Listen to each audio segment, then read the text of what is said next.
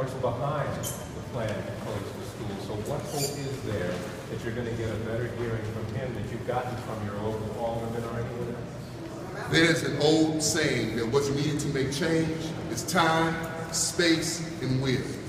We are not here to cut a deal. We are not here to be insiders. We are here to say that we are the final line of defense for these children that have been neglected. So whether he wants to or not, he's going to have to engage us one way or the other. So we're prepared to struggle. We shouldn't have to.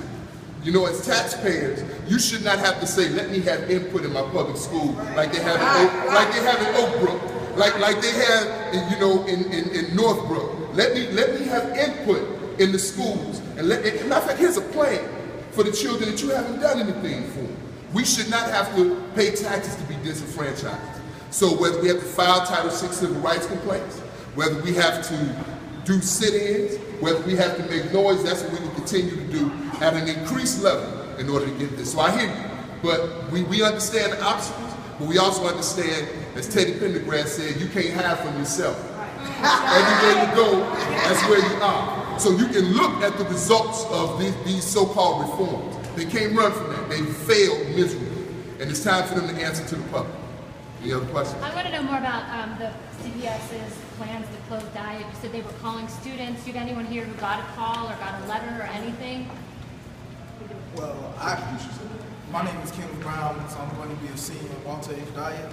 I didn't get a call, but several of my peers got the call and they told me about the call. Even one of my peers that was supposed to be here today, she couldn't come because now she's transferring because of the call they gave her, saying that she had to transfer, get her stuff, she needs to transfer. So that's why she isn't here. And I didn't get the call yet. So they were told that they either have to go to Hyde Park or the Bronzeville Scholastic, and they were called by Mike McGee from CPS, Family and Community Engagement. Did they say why? Did your friends say why? She said that they were saying it was going to close, and that's pretty much it, really. Okay, and do you remember when she said she got the call?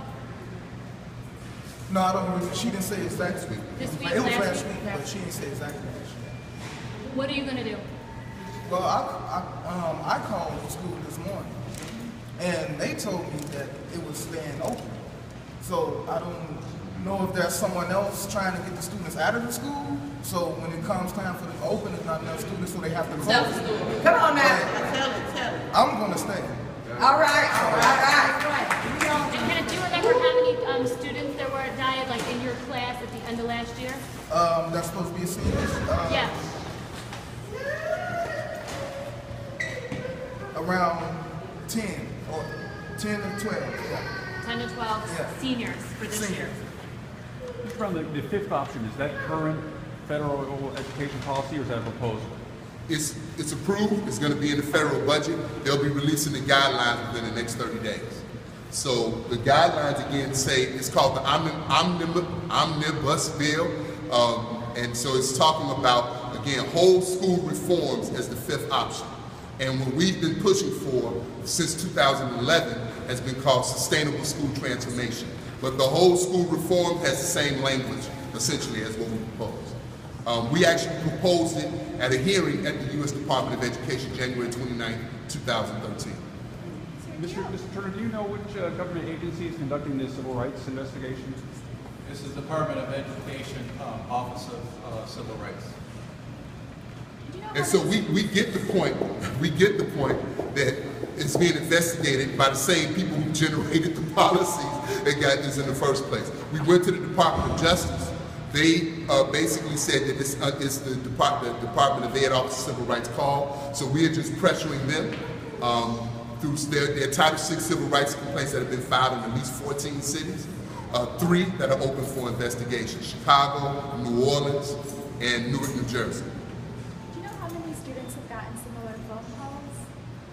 Well, we know at least 6 or 7 that have. And they basically are encouraging kids to go to a different schools or saying you must transfer? It's an encouragement, right? Yes.